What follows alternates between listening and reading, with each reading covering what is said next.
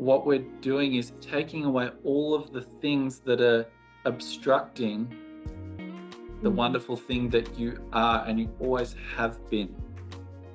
I'm here today with Dany, and today we'll be talking about her journey of working with inner childhood wounds. And it's a journey of moving through trauma, working with it with somatic therapy type frameworks, and all of the things that have come up on the way. So, if you have been through traumatic experiences, if you do feel that inside there are experiences that may have been difficult for you to integrate, that you feel like a lot of emotional challenge with that, if you find yourself stuck in states of fight, flight, and freeze, then today's conversation will give you some signposts that might be supportive on how we can come out of those experiences, how we can move forward and thrive in life amidst the things that have happened. And Dany is a real world example.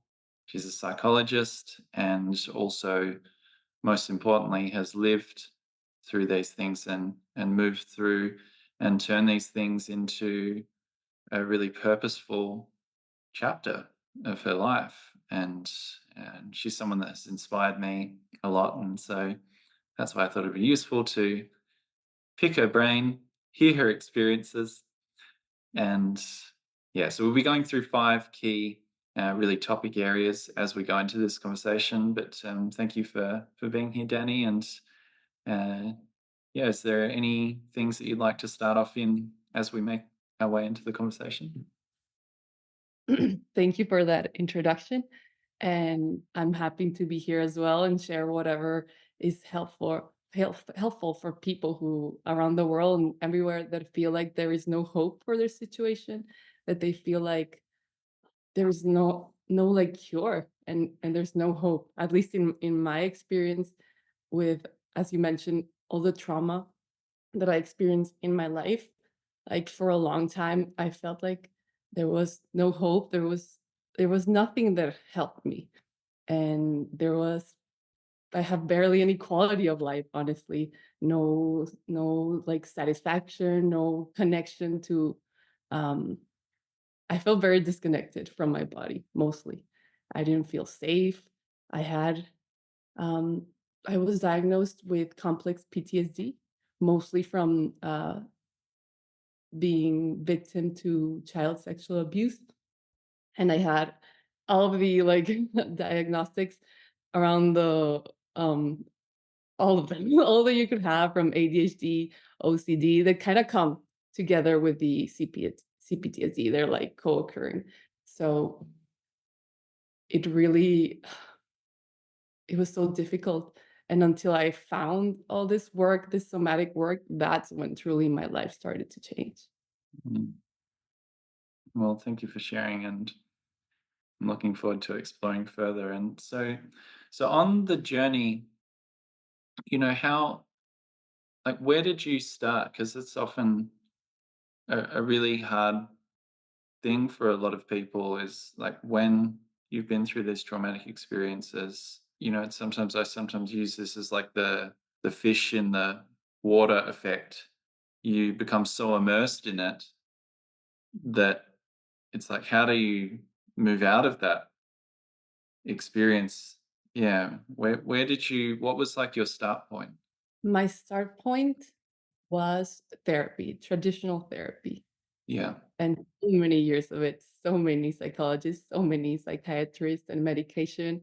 Even to one point, I had nurses. Like I had, like I couldn't function in life from all the heavy trauma that even like those therapies got me nowhere. Just years and years and years of being like a zombie.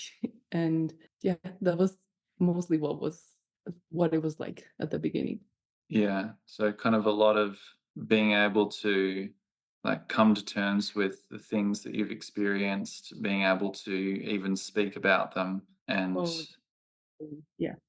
yeah, and I can imagine that opened up Pandora's box with well, what do I do with all of this now? Mhm. I Yeah. think, well, the beginning in those therapies, I didn't even have the recollection of what had happened to me, like only ton of symptoms that some psychologists got a little bit of a hint towards. Yeah, they mention generalized anxiety or OCD and depression, and that's like the extent. And it was Yes. slowly, slowly until I got into a little bit understanding that it was more to do with PTSD and more to do with like heavy trauma that Yes. that I got into it, into reading, into knowing, investigating, and realizing I don't resonate with those diagnostics. I feel like this is bigger. There was also a lot of body dysmorphia and like addictive kind of tendencies to distract and to not feel with food or with technology. And yeah, but it didn't like I it wasn't until the few years even um that I got to really feel that complex PTSD was the one that like spoke to me and felt like it encompassed all of the symptoms that I had been experiencing. Yes. So, like, initially it was kind of like a journey of like even understanding what was going on for you, and seeing that your all of the symptoms that you were experiencing were kind of like grouped together into a core driver. Yes. Yeah. Yeah. So the next stage, as we were talking, we kind of mapped out five key areas. You were talking about learning to trust in your body as a guide. I'd love to open up into that, and yeah, what that's looked like for you.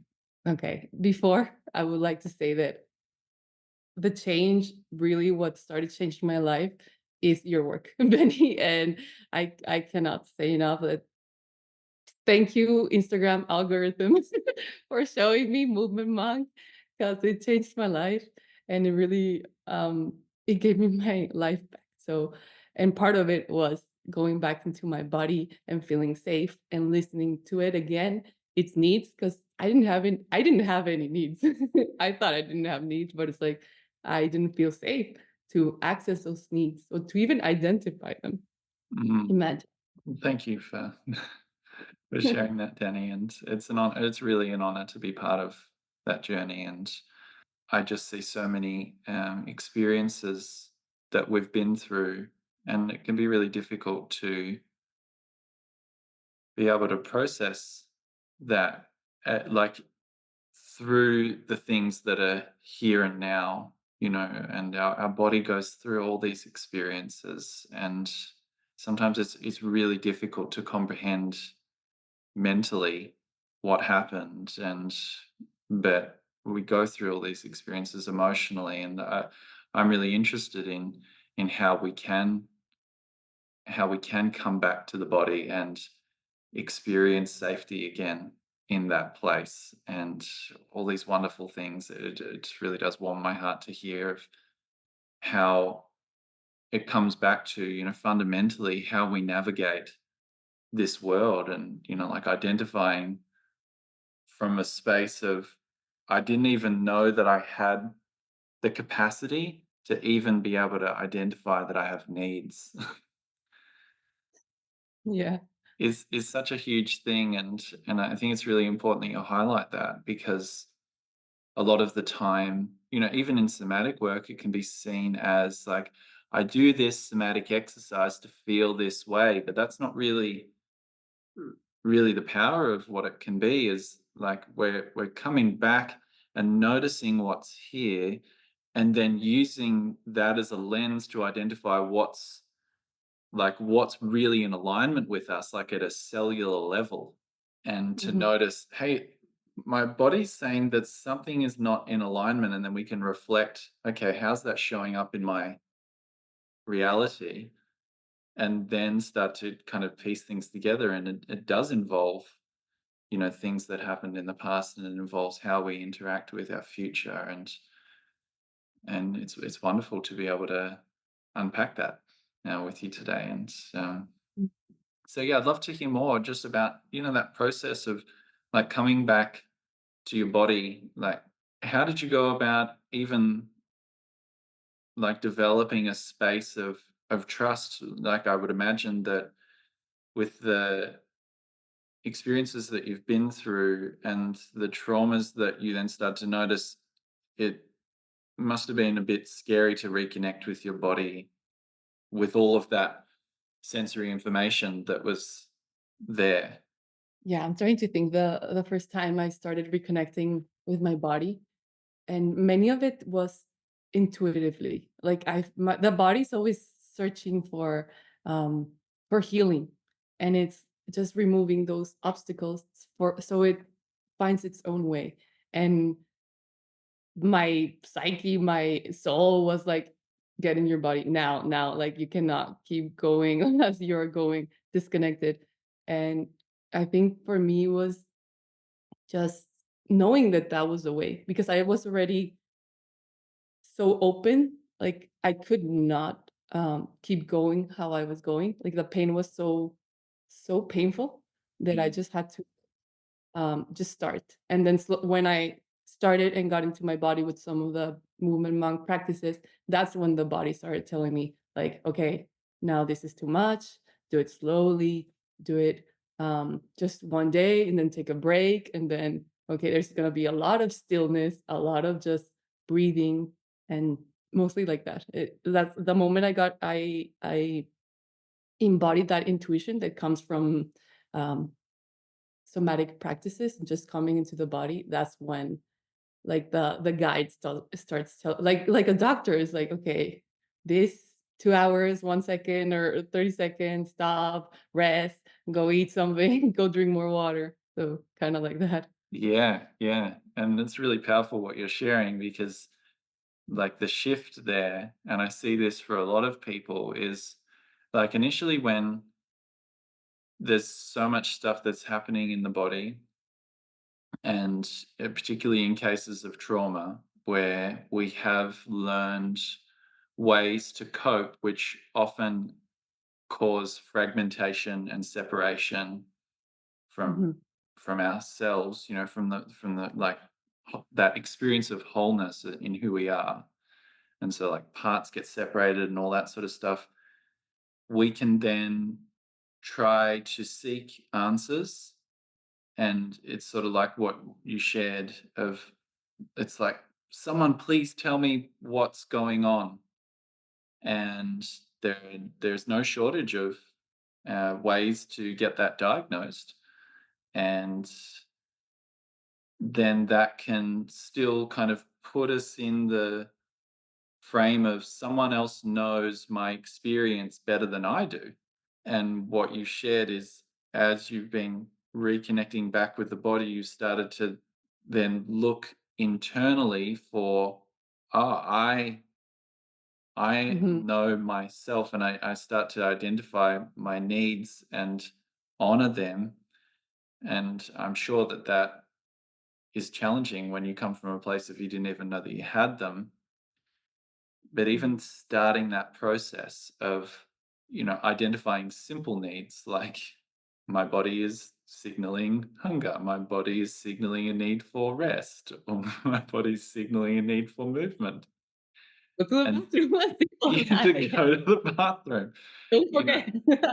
yeah, like honoring those simple, you know, basic needs that often get overlooked Mhm, because we can be so affixed on the healing exists outside of me in this therapy or in this medication or in this um, exercise or practice or modality. And yeah, I just really appreciate how you've communicated it of while you were practicing things, it was the intent was to come back to like your own inner space of how you navigate that. mhm. And what you mentioned as well is it's a lot of um those physiological needs and attending to them first. And then there's like the compassion or the reprogramming or the all of that. But first you need to like get on those primal like basis and really attend to those needs of yeah, drinking water, going to the bathroom, eating if you're hungry, listening to that.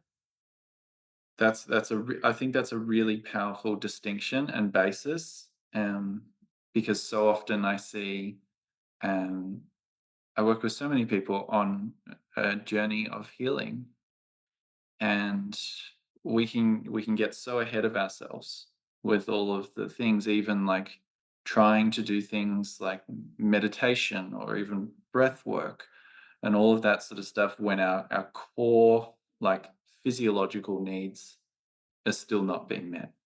Yes, Yeah. and that and what you mentioned, sometimes we want to get ahead of ourselves, and I think that's something that happened to me a lot. I was always looking at the 10 steps, and I was very, so ready to do the work, you know? And part of like, we had this conversation, like, a few months ago, I think, and it was sometimes it's that slowing down. Those people that are, like, ready and like, let's go," and they need to, like, step back and then do it slowly and do it mindfully and do it like moment by moment, like step by step.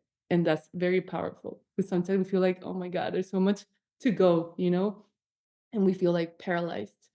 And and when you take it one moment at a time, one action at a time, it's like right now I'm here and just looking at the progress, like in retrospect, seeing like, ooh, so I've come so far instead of feeling like, oh, so much far. Like there's so much to do. Yeah. Yes, yeah, it can be sometimes overwhelming to think, am I ever going to get there? Wherever there is. Yeah. Okay, this is wonderful. So, what let you know that you were starting to kind of get to that place where you were trusting, like trusting in your body again? What were some signs that stood out to you? I think hearing that voice, it was screaming. But I had shut it down for so long that when I opened like that lid, it came like, "Ah, this go, go, go."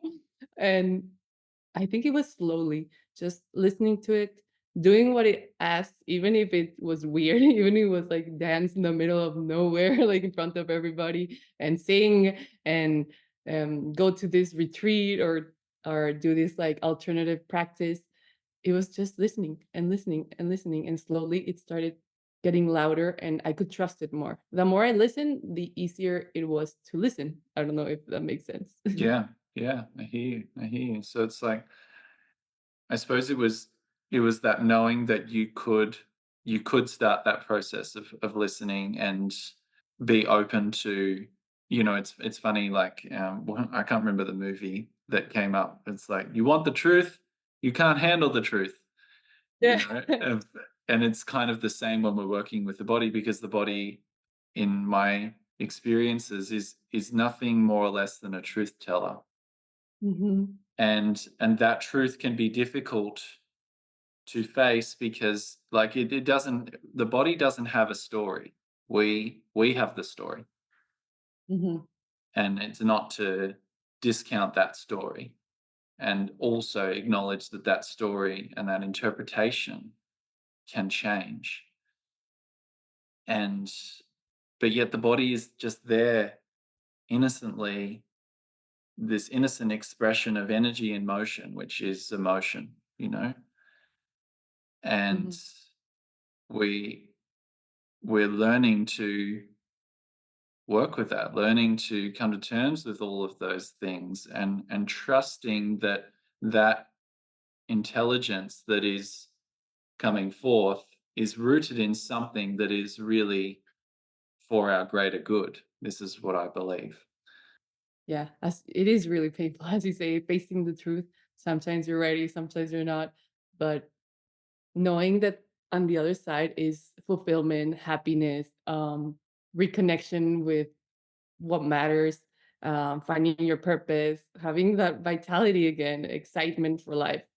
I think that's what helped me at least, like knowing that whatever was in the future was going to be infinitely better than the pain of what comes up from the body, or like the somatic feelings and the sensations that they can get really extreme and really painful, especially in my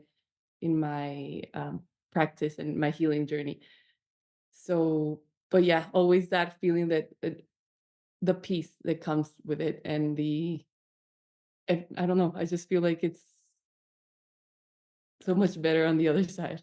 And I did Yeah. have that, like, attachment, honestly, to the outcome of a positive experience, even if it was unknown. But I think in my process, it was important because I needed to get out of where I was. And the hope, the faith of having faith that something better is gonna come was what allowed me to face those truths and face those heavy emotions and images and memories, and being like, okay, it's just a moment, temporary, and then there's peace. And then again, and peace, and more peace, and then more fulfillment, and then more excitement. And I'm like, no, here it is. And continue Mm. this. Well, that I think that opens the door to the third stage that we were talking about was, so once you'd open that door of, like, to trust in your body again as a guide in a way, then we're talking about being more safe in my body. And Mhm. yeah, you're talking about, like, being in tune with sensations, emotions, all of that sort of stuff. So, as from what I'm hearing, there was lots of stuff Oh, and there's still stuff right coming now. coming up. Yeah.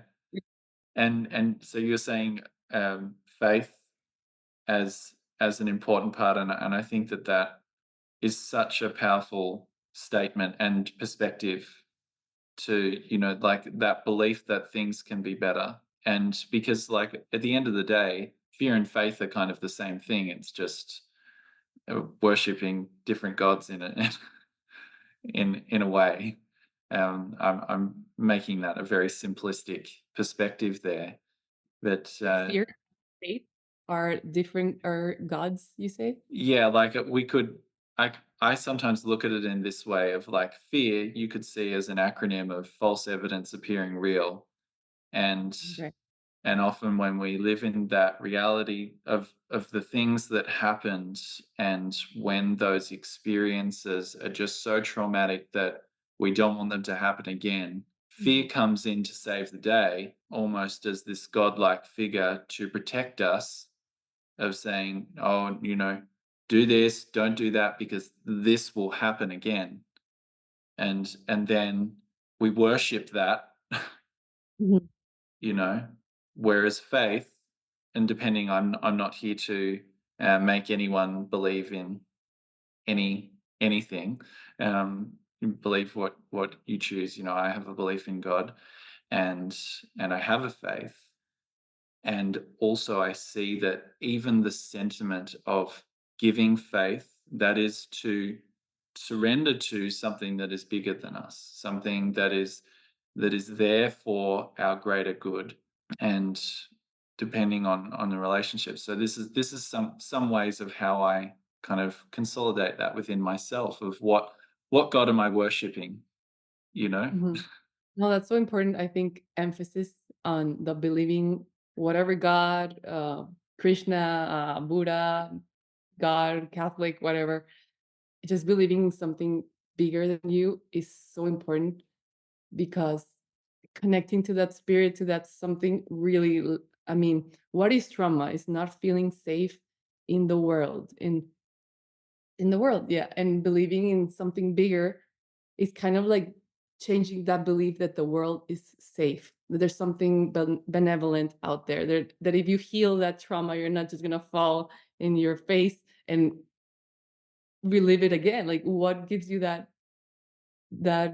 hope that it's not gonna happen again? And it's that belief in spirit, belief in something bigger than yourself.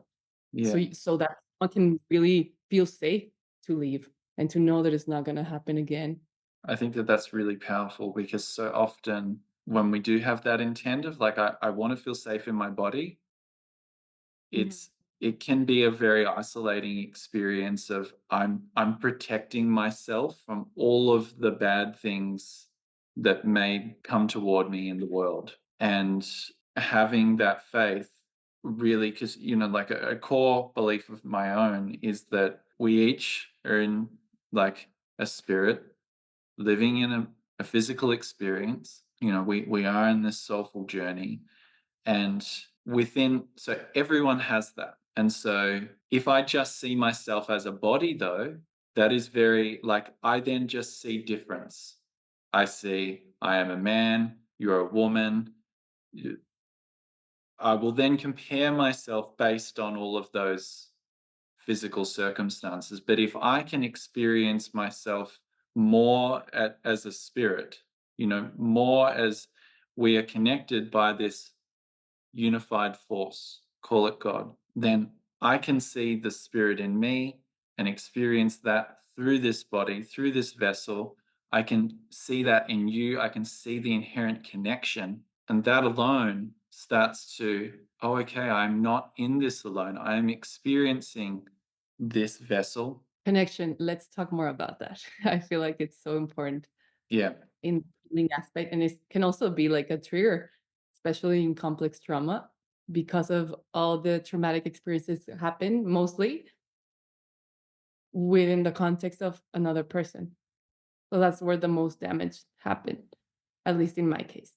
And just that slowly building that connection and not as we mentioned the other time we talked about slowly, right? You can connect with the plant or connect I connected with Yes. music a lot because it wasn't I struggled with like a person. So I Mhm. would because I felt a lot of shame as well in my process, just feeling it was a lot of shame. And sometimes I just wanted to be alone. But the most I could handle was alone, but with a Yes. connection, a voice. Sometimes it was your voice as well, like the meditation or something, I would place it as well, and just Yes. some kind of connection so that I wouldn't heal alone again. Because the pain and the trauma is from being alone and suffering alone and not having like a positive guide or person to help us make meaning of the painful experiences and not to make it my own, saying that I am the like that's what happened because when you're a child and you experience such difficult things, it's automatic when it's like it's our fault, it's our fault, it's our fault. I am the problem. There's something wrong with me, etc. So slowly but surely, like having that guide or that voice, that connection that helps you create the right meaning Yes. to heal. Yeah. That's a really important distinction. I do notice that this happens a lot of we take it all on board and we try and do it all ourselves. And yet there is an important part of like developing safety in our own body is like a co-regulated experience, Mhm. whether that be with a person that has comprehension of these experiences, or whether that be with music, like connecting with like the essence of, because like it all comes from someone. A voice or especially I would place a lot of like lullabies and I listen a lot to the Tarzan soundtrack. Yes. Yeah. Yeah. Is Phil Collins in? Yeah. Oh, beautiful music. I love Yeah. Phil Collins. Yeah. Yeah, that's really, really beautiful, and it then starts to develop that I'm not only starting to experience safety in my body, I'm starting to experience safety in my body in context of people, in context of the world and in context of my environment, because my environment at some point was not safe, and I had to learn these ways to find protect myself Mhm. within that. And so we're unraveling that, so it's that's a vulnerable process. Yes, it feels like you're being stripped of everything. Yeah, all of the armor and shields and things that had good place and reason to be there in the first place. That's so important that you mentioned that it has like the right reason to be there because it was necessary. And I feel like a lot of toxic positivity kind of shuns those parts, the part that is fearful, the part that is that shadow that they mentioned, right? And it's like, Yes. no, happy thoughts. And it's like, no, the healing, the integration is in the shadow, is in those parts that were necessary word for protection, and you have to treat them right as well, and you have to be compassionate towards them and have a dialogue and let them express themselves, and they have needs as well, and that's kind of how the fragmentation comes together. Like it integrates because it's Yes. like, oh, a part that is like wants this, but then the parts wants over here. And it's like, oh my God, there is so much of push and pull. So it's like you never know what to, yeah, it's that push up and pull of those parts that you have to integrate. So it's like, okay, I want to do this, and there isn't like a part that says like, yeah, you can, but think of this, like be careful with this, and Yes. Yeah. Yeah. And it's a really important part of that process. And so often I see it happen of as we are on this process of healing, naturally these parts do come to the surface, and Mhm, then they can then be met with the traumatized part to then essentially say it is not okay for you to feel this way, to think mhm, this way, to see this way, because it wasn't okay then. And so, and then we experience the energy of all of that denial of that part, and inside the body, it becomes chaotic. And that process of compassion that you're talking about is essentially giving those parts a space where they can be seen, they can be heard, they can be acknowledged that these things happen, and those responses were 100% appropriate at that time. perfect. Yeah, that's so powerful. Thank Yeah, yeah, that's I'm getting goosebumps, you. Oh, as we're talking about it. And so so we're kind of as on this journey. So there's that the start of that healing journey, and we're kind of like understanding what has happened, and like bringing that to the surface, like being able to even open up about it, see it. mhm, That's, a bit of a challenging space because it can be confusing and you can be led into lots of different directions. And then you start to identify, okay, I've been through traumatic things. I don't understand everything that's happened, but like I know that like that is the experience.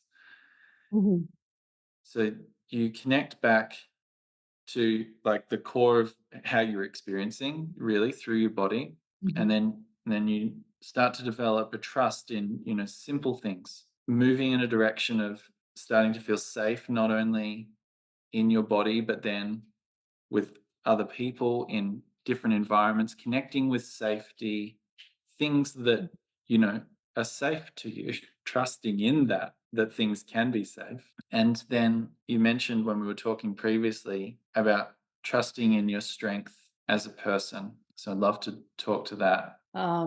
It's a process. Uh, because of the trauma, it's a lot of like putting you placing yourself last and doubting yourself. It's a lot. I was talking to my mom recently about how I have two voices in the way that it's like is the gaslighted me and then the rational like the other voice of sorry, let me rephrase this, the like the gaslighted version and the other version. So it's like they're having like like a go at each other. And it's like I'm trying to slowly but surely listening to that inner strength, and it's stronger than the gaslighted voice. So like I need this, or it's like I'm not minimizing like anymore my experience, or it was a big deal, even if that voice inside is like, no, like, it's not real, it didn't happen, it's like you're exaggerating, it's like you things like that, that inner dialogue. But Yeah. yeah, I feel like with that safety and with that healing, that voice, that gaslighted voice has been going down a lot. So even if it's there, I still and that where the inner strength comes in of like, even if I'm afraid, even if I don't know if it's what's gonna happen, like doing hard things over and over again, like pushing through the what is it? The comfort zone. slowly helps with believing in myself, having that inner strength to do more and more and feel and knowing that I can handle whatever comes, whatever feeling, whatever emotion, patient or memory. It's like slowly feeling that and doing taking action and actions that are difficult, you know? They're good for me, but they're difficult, and that's, like, kind of like it builds that belief in myself to be Mm. able or I don't know if that makes sense. Yeah, I yeah. can be So concrete. Like, I went to a, ac how do you say it in English? I'm gonna say in Spanish, but it's acro yoga, kinda like acrobatic yoga, for example. yes, yeah, acro yoga. Yeah. And it was so difficult because it's literally, another person has you and they, like, push you up and they, um you have to surrender, you have to trust, and it's really hard, especially for me because it's, like, a lot of touch, you know? It's like they're gonna throw you up and move you around, and you have to trust yourself and trust the other person. So, like, after that experience, I realized it was very healing as well of trusting the people there and the experience, but also, like, after that, I'm like, "Wow, I can do that, and then I can do something else." And then I went home and I did some more somatic practice and, like, I felt powerful. Mm.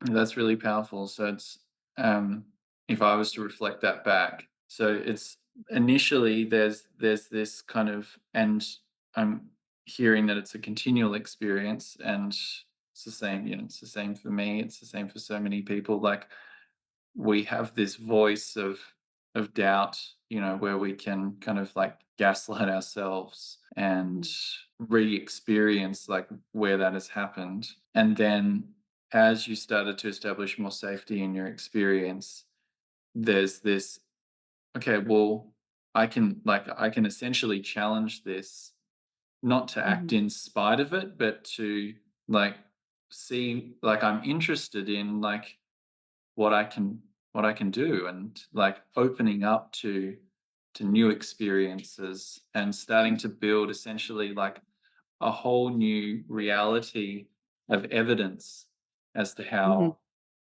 you can experience life. And that involves, I love how you use that example of acro yoga, because that involves like reconnecting with trust with another person, trust with yourself in the context of another person, with physical touch and all of these things in a safe environment.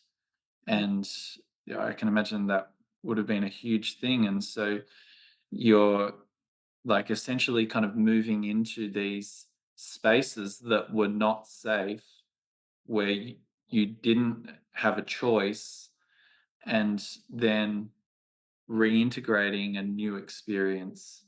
But a safe experience with safe people, which is so important, safe people. Yes, yes. Rather than continuing to live in the traumatic part of, or Mhm, the traumatized part of, I can no longer connect with people because they're not safe. It's starting to build a new reality, which is a, a huge sign of healing taking place. yeah.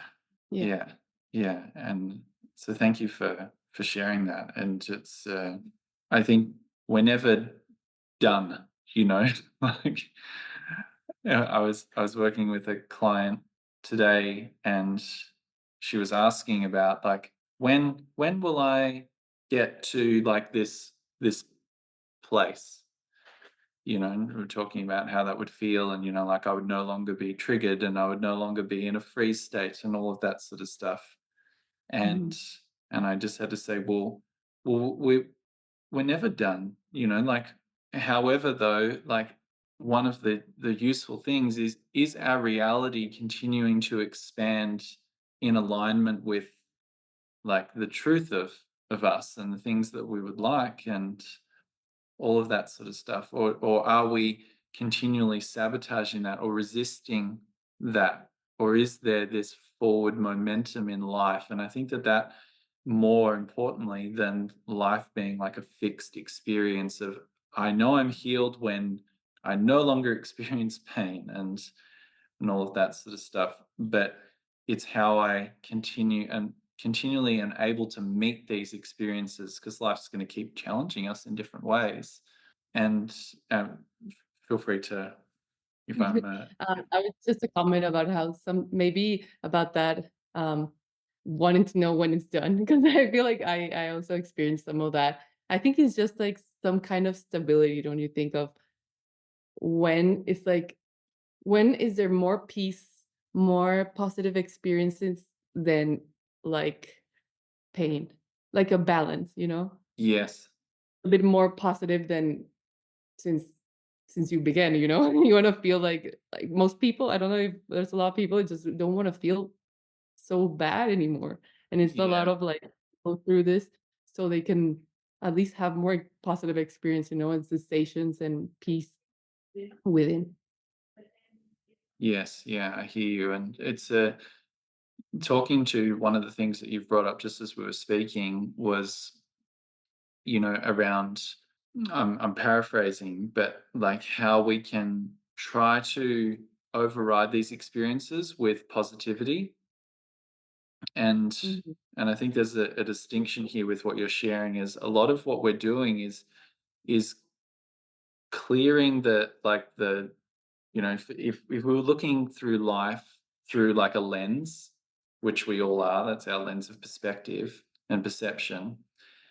We all come in with a lens that has different things on it that are obstructing the way that we see through it. So every experience we have, we look through and we see through that lens. And if there's trauma on the lens, we see everything through the lens of trauma.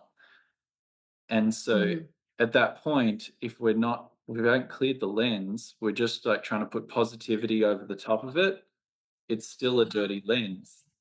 Yeah, over the things. So kind of more accurately, what we're doing is clearing the negativity from the lens so that we can at least see through it more clearly, and then Mhm. naturally we start to experience things in a more positive way, and also then get to choose in without that distortion interfering and interrupting that experience. Totally, it's doing it from the root instead of, like, just cleaning it, like, on the surface and then it's, like, dirtying again and again and again. It's like, how do you maybe change it and now there's one that doesn't get dirty? I don't know.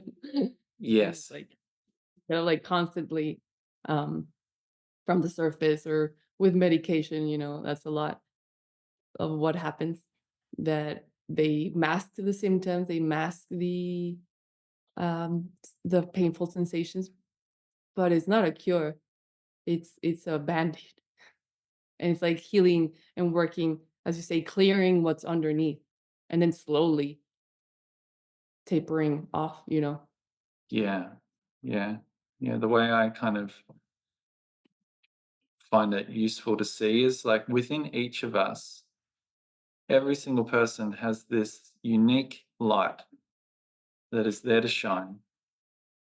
Mhm, And we get things that, like a flashlight that can go over that light. And the more and more layers, that light mhm. can be dimmed. But the thing is our light never changes. And that's the thing with healing is sometimes it is seen as a journey that I need to be something different than what I am. Mhm. Yet, Ex yeah, yeah, yet what we're doing is taking away all of the things that are obstructing the Mhm. wonderful thing that you are and you always have been. Yeah. I know what you mean about um, the acceptance part that you're mentioning right now. I think that's something that I struggled for a long time because when I went into this healing and everything, my mindset was from that way. It's like I wanted to change myself. I felt like I was flawed. Like all the healing or modalities that I tried was from a I want to be different. I don't like it wasn't from an accepting place. So I never healed from there. It actually got worse and the inner child was just like, "No, no, no, no. This is not it." And he got angry, so I felt worse. And the moment that I started doing acceptance, radical acceptance, and like feeling it in my body, like resonating like that, and just being like, you know, moments during the day, just being like, what if I'm okay in this moment? What if I don't have to be anywhere else than here right now as I am? And boom, that's where it started. And Mm, it allowed that healing to happen. But from that perspective, that lens, not from it's wrong, you shouldn't be like that, or like you're gonna be like if you do this um Ayurveda or medicine or plant medicine and you heal, you're gonna be better and different. And it's like, no, the inner child knows. You cannot lie to yourself and you cannot heal the same way you were harmed. A lot of ways is just being told like that you're not okay as you are constantly. And so you cannot access that inner child from uh yeah, from a place of wanting to change it or that it's wrong and flawed. that is really powerful. Thank you Yeah. for sharing that, Danny. And yeah, for those of you listening, um, yeah, maybe something will click with that if you have found yourself trying to do all these different things to get somewhere, to then realize that the very thing that's underneath the surface has been calling all along, Mhm. and that you can come back to that and honor that inner voice, those inner parts, that inner child. And so we're kind of we're at this final point where you're talking about trusting in your own strength as a person. You mentioned some things about boundaries and learning kind of boundaries and that sort of thing. I'd love to hear about that. Oh, boundaries. I get with that. But it's the same as the in when we talked about the needs. I didn't feel like I could have boundaries. I didn't even know what boundaries were. And Yeah. even if like Can you tell me more about, because I think it's really useful to distinguish like what are boundaries? Like what does that mean to you? Yeah. for me, it was a lot of saying no. Like if I didn't agree to something, I didn't want to go somewhere, or if I didn't, as simple as I don't want to eat that, I don't want it, I don't like it. Like, thank you, but I don't want that. I don't want to go there. I don't want to do that. It's just a lot of saying no. Mm. Of course, they say it in a polite way, in a mature way, just not saying like, "No, no, no," although sometimes you feel like it from not having any boundaries, there's like that pendulum and you're like, "No, no." Yeah. But it kind of balances itself out and it's like, "No, I like eating this. I like this is good for me. I don't wanna stay up so late. I wanna sleep earlier instead of," all those, um small things and Yeah. and big things as well. Yeah. I think, yeah, I hear you on the pendulum swinging effect of, when you have had no boundaries, and when that wasn't an option, and then you start to develop that strength within yourself to realize, okay, I can establish my needs and communicate those needs, and I may be rejected in those needs. And initially, it's sort of like all of that there, and it's like takes can take so much strength and courage that first time you just go no, Yeah. and someone's like, Yeah, whoa, no, I like yes, no. Uh-huh. and but inside you're like, I said no, like it's like whoa, that was the first time I've ever said no. And Mhm.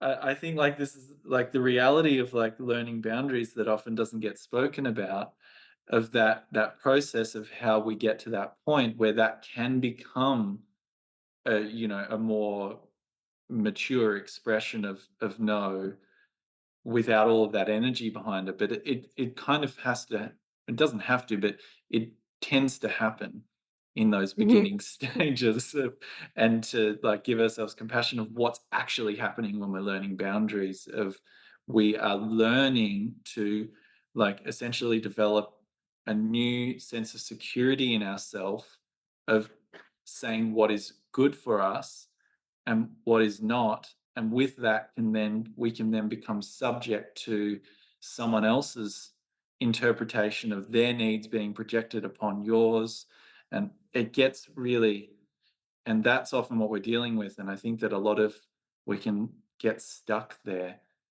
and that can, if you keep going with that, learning that can be a really beautiful thing, because then you start to attract people who then understand that within themselves, and then kind of go, oh, well, of course I want what's good for you as well, because I want that for myself. It's I'm gonna throw the word Throw, authentic living. I think yeah. it's so powerful. Authenticity, and it's that it's saying what you are thinking, no like filterish, like being kind, of course. Being kind, but being real, being honest, being who you are, what you like, the quirks, the everything like that makes you you. And it's this healing is so important to bring forth that light that is your authentic self, that is beautiful and it's magnetic and it's like it's amazing and it feels so good to listen and be that authentic self because that's you. And you cannot lie to yourself if you're not being your authentic self, even if other people, I mean, you can notice, but you notice. And you know when you don't say what you really wanted to say. You know when you said yes when you really wanted to say no. And then slowly you start dying down and you start being, apart from being a chronic people pleaser, but yeah, it starts shutting down. And that's when, as we were talking about, it's like that potential, that human potential is it shrinks to a box. And it's like, no, your people are so much your authenticity. And it's difficult and it's scary because trauma pretty much is that slowly people or situations making you feel that your authentic self isn't safe. That's incredibly insightful, to share, and seeing that, and I see this all the time, it's like seeds like this that then essentially starve the body of life force, which is fueled by us being authentic, Yes. and like when I look at that, like a lot of chronic conditions, trauma can seem so complex, and it is in some ways. But when we look at it of like that, of we're essentially just coming back onto this path of being genuinely authentic and aligned to what is true and right for us. And of course, like considering how that fits in the context of the world. And, like we start to move from this separated state into this, I am connected to this thing. And my part in that is being authentic to that. And that then it's, you feel it. Like the systems come back online, that the body then is fueled, and all of these chronic conditions are often symptomatic of being starved of life force. The organs are starved of life force, like every system is starved of life force. And I find it useful to look at it that way, not to denote mainstream medical things and all that sort of stuff, but to Oh, look at let's the denote it a little core. bit. What's that? I'm like, let's denote it a little bit because there is a lot of there that it's very it can confuse people a lot and Yeah, send them path that it can be dangerous it can. straight down. It's the dishonoring and the disconnection of like that inherent life force, that spark that we all have, that in so many of us that has been dimmed and diminished. And we then get to choose to light it up again and shine it, and how that can then impact into the relationships that we connect with and that we have. And that authenticity breeds more authenticity. And Mhm. yes, it can be challenging as well, because when you start to become more authentic, you see in your environment where that is not in alignment, all the people that may be in your environment that are not uh, safe enough, have not felt safe enough to step into their own authenticity as well. And yeah, there's so many things that are interwoven culturally, in our relationships, and it's something that happens not in isolation but together, in my views. I agree. I Yeah. agree. As they say, we're all in this together. That's from High School Musical. It's so true. Yeah. Yeah. You Well, do. that's You heal, a lot of people heal. Like, you heal with your healing, when you are awakened and you're authentic, you help other people come into their authenticity and into their healing. So it's like a chain reaction. yeah, and that's the whole reason why I wanted to have this conversation with you, Danny, is because you're an example of that. And I Fingers do, crossed. yeah, like I do believe that that's like contagious. Like that's the virus that I want to spread, the one of authenticity and the one of trust and strength and courage and an example of the human spirit shining. And that process can be activated through connecting with our body. And I Mhm. just really appreciate how you've brought forward how that then connects with the whole system, the bigger picture as to how that connects with, rather than it's all about me healing my body, you know? That Exactly. We're here. You connect with that, but you also connect with your service. And we're here to serve others in one way or another. So yeah, it's that healing to serve, to do. What are you gonna do with that? Who are yeah, you for others, you know? Of course, not in a let me sacrifice myself for others, but like me, my healed, empowered, authentic self is healing to others. Just for being you and being there, walking into a room in your truth, in your truth.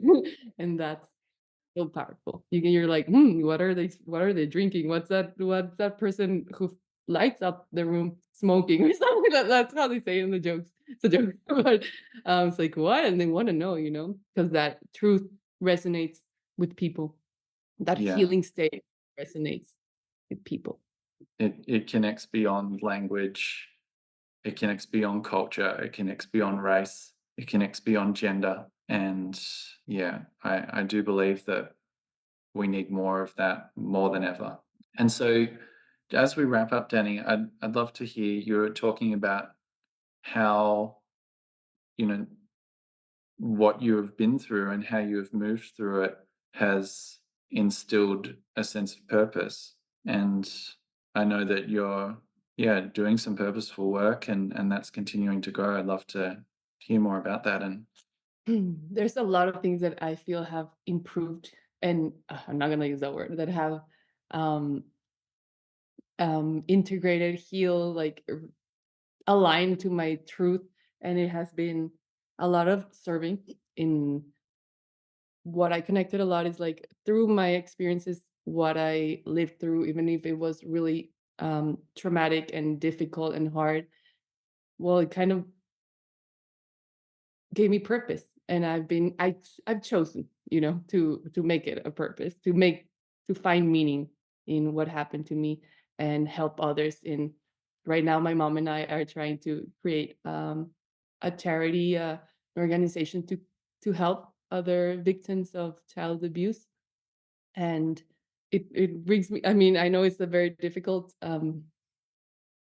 experience, traumatic history and everything, but it's like it has really giving me a purpose to help and share whatever I can with other people, so they don't feel alone, so they don't feel like it's they have to live with that pain inside of them that I do not wish on my worst enemy. It is something that's like it's not even like your heart breaks. No, it's your soul breaks when you experience such abuse, because it's not just sexual abuse, there's psychological abuse, it's verbal, it's financial, it's so much. So yeah, it's like I just want to like be there, and whoever needs me, um I'm there, and I want to be like an example that you can get through it, even if it's really difficult and really painful. Like, there is hope, and there is hope, and the hope comes with all of the practices, somatic practices in the body. And check out Movement Monk, please, because it's mostly um just that philosophy that I think that's what I resonated most with your with with your philosophy or how you teach that somatic practices is the slowness, is the there's no correct or incorrect movement. I love that. Um, it's really going outside of the box, for that healing. And because traditional methods can really they can help and they are part of the healing, but it's not the whole picture. I think it's when we have that sight of being a holistic view of the human. That's the way you heal. It's not just one thing. It's what you eat, is who you're with, is where you like your environment. Are you in that sunlight? Are you in nature? Are you before we diagnose people and say like you're depressed or anxious, like, have you taken a walk in some fresh air? When was the last time you dropped your phone and you connected with someone in front of you? And, so many things, but it's that view, that holistic view that helped me regain my self-trust, my self-esteem improved, I reconnected with God as well, and spirituality. I aligned with my purpose, as I talked a little bit before, and quality of life, another story. Like, I cannot thank enough this process and this wisdom. I released a lot of toxic relationships because I would be the first one to dive into that toxic environment because that's what I was used to. I even felt uncomfortable without it, unconsciously, of course. Yeah. and and I feel like I'm living in my truth. I'm able to as well. I couldn't sleep at all. I think I could go days and days with minimum sleep. And now I'm able to actually fall asleep and have deep sleep, not just like sleep, because I would sleep sometimes and I would wake up tired. And it's like I just started the day and I'm already tired, imagine by the end. So it's like that sleep. Um, Physical ailments as well. I had a lot of difficulty with skin conditions and they're starting to clear up finally. Like I would have premature aging in my hair, like it would fall off in like balls like that from the stress, from the anxiety, from the panic attacks and the anxiety attacks. And now it's finally like I even have like what is it called? Like the white hair when you're older. I forgot how Like you say it in English. like, we say gray hair, like, or like yeah. Like what? Yeah. So there's Also white, yeah, yeah, yeah, so it's like how the body as well somatizes physically. So when we're struggling emotionally, there's also physical ailments and components that start like it's the body screaming. It's like pay attention, like what's going on? Like your hair shouldn't be falling off. You're 26. How do you have gray hair? It's like it's the stress, it's the anxiety. I mean, it's not just internally. And like I didn't have very painful like your situation with your back and scoliosis and everything, but I was so tense. Every part of my body was just had and I would get some, like, back pains and stuff because I was always constantly, like, so stiff and just connecting into that and connecting with my higher self as well. There's so many things that I'm just listing, all the what I experienced after all these practices, all these changes. I Mhm, really appreciate you sharing that, and it's how you're highlighting how it is all interconnected, and mhm, that it is how beneficial it is to look at it holistically. And because any one of those things, I see people on a regular basis who could sort of say, "Oh, I've got to fix my anxiety. I've got to fix my insomnia. I've got to fix my skin conditions. I've got to fix my relationships. I've got to." All of these things seem they're all separate things, and like there would be 10,000 solutions for any one of them alone. But as you've been talking, like it all kind of comes back in here. That's where it all starts. And this is saying something, our body, that the inner child, our soul is calling for something, and to be able to reconnect with that and to go through the process. And it is a process. It's not one thing. Like we've talked about, like some of the journey that you've been on, and talking to some of the stages and some of the things that you've faced along the way.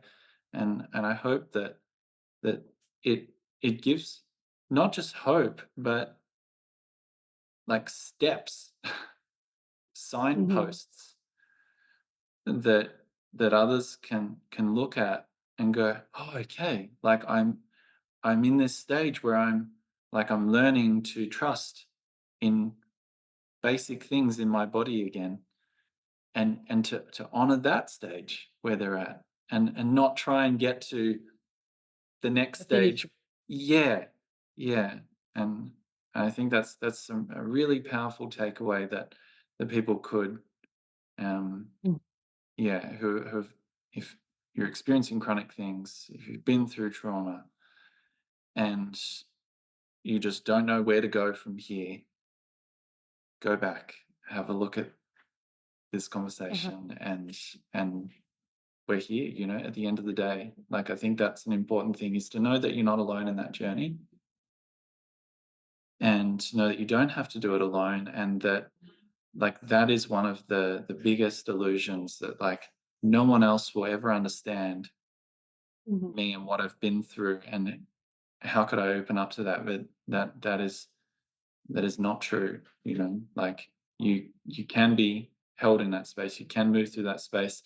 And while no one has ever experienced the things that anyone has experienced, and we all experience them uniquely, there are things Mhm. that are universal as we're moving through trauma, that we can all connect with as human beings. You know, Yes. yeah, that feeling of separation and isolation, that feeling of there's things wrong with me, and the feeling that the things are not okay, and like coming to a place where we can honor all of those things. We can, like, essentially, like, give them a voice, not continue to then live under this umbrella of shame for the things that have happened, and move forward and thrive in life. Exactly. Yeah. So is there any closing thoughts as we wrap up?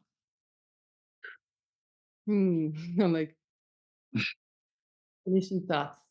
First and foremost, I'm thankful, that you would share your journey, and I know that is a vulnerable experience, to even get to a point where you can talk about it in a public forum. And I want to acknowledge the courage that takes, and also acknowledge that of what you have turned that into. I get really inspired by when we, like, that pressure that's placed upon the coal, and we, like, have been through that pressure, and that forges a diamond. And yeah, so thank you for sharing that. Yeah. And thank you for having me in this interview and wanting and helping me spread this message for people who have experienced similar situations, as I have. Because I insist, it's a lot of pain, and it's a lot of frustration, and a lot of um, dead ends, and going with people who tell you that you're going to be better, and you trust them, and you go there and no results, and no results, and disappointment after disappointment after disappointment, and you're like, you can get to a point, it's like, maybe there is no hope, maybe that's just how life is going to be for me. And that's what I just want people to know, that there are options. And I share it so publicly, and I'm willing to be vulnerable with this, because I don't want people to spend so much of their life searching for those answers, or searching for that methodology that will help. I feel I would like to, I'm sharing what worked for me, and what I feel can work for a lot of people, if they give the chance, if they give it the chance, and understanding, as I say, that it's a lot of things, but being presented from the beginning, that a lot of things, and how to go about it. I think that's very important, with curiosity, with compassion, with acceptance, and the body. body, mind, spirit, but mostly the body being the map, and the map to where you need to be and where you are more aligned, a lot of things, but to your true, authentic happiness, light, amazing person that you already are. Like how to be what you already are, just that you've forgotten. Oh, yes. Or the world made you forget, you know? Well, thank you for sharing everything that you have today, Danny. And I think that's a wonderful note to finish up on. And so, yeah, if you resonated with the things that we've been talking about today and you would like support in that journey, please reach out. You're not alone. And looking forward to starting that conversation and taking some steps. Mhm.